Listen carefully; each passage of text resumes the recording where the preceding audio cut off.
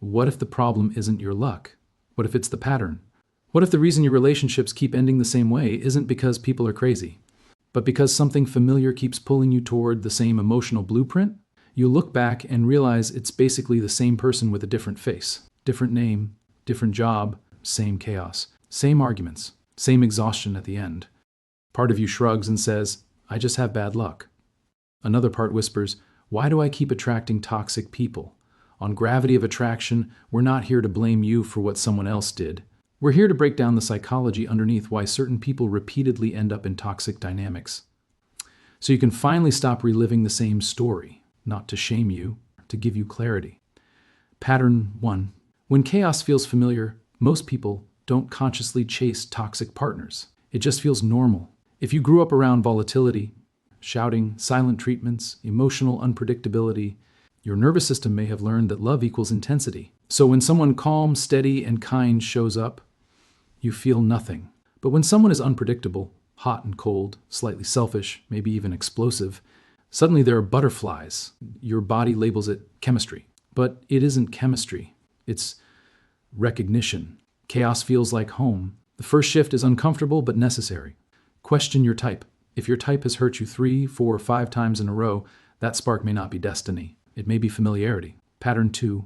The overgiver or the fixer, toxic partners, gravitate toward people who overextend themselves. You're the one who understands everything, who forgives quickly, who explains their bad behavior to your friends, or you're drawn to broken people, the ones who always need saving. You pour in energy, hoping one day they'll love you the way you love them.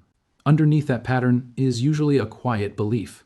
If I'm easy enough to love, they won't leave. If I ask for too much, I'll lose them. So you teach people how to treat you. Take what you want. I'll adjust. The shift isn't to become colder. It's to stop abandoning yourself in the name of understanding. A healthy person respects your no. A toxic person resents it. Ask yourself honestly, in past relationships, were you more the giver or the fixer? Pattern 3.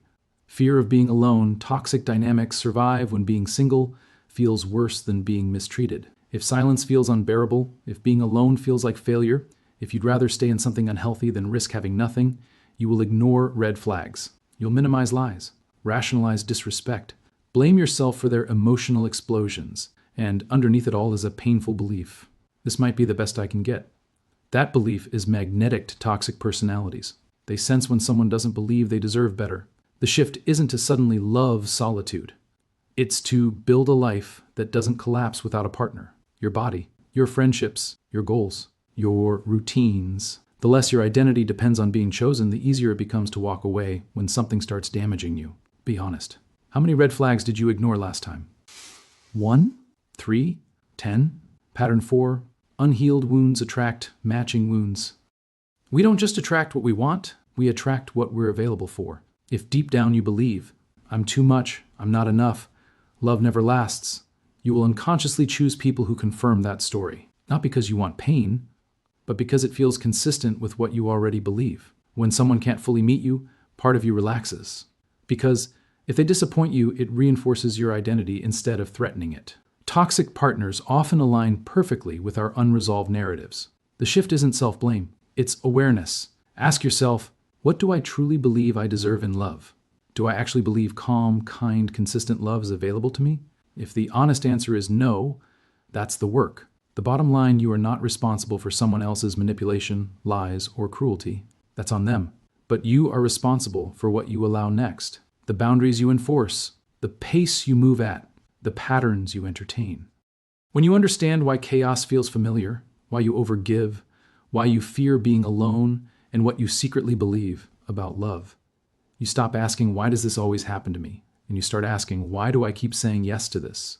That's where your power lives. Not in changing them, in changing what you accept, pursue, and define as love.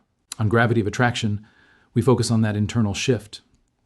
Because attraction isn't just about who you pull in, it's about who you stop allowing. And if this resonated, there's usually another pattern nearby. Many people who repeatedly attract toxic partners also spend long stretches completely single afterward, either because they're afraid to try again or because deep down they don't believe healthy love is meant for them. If you've ever thought everyone else eventually finds someone, why do I always end up alone? The next breakdown goes deeper into that psychology and how to break it, because the cycle only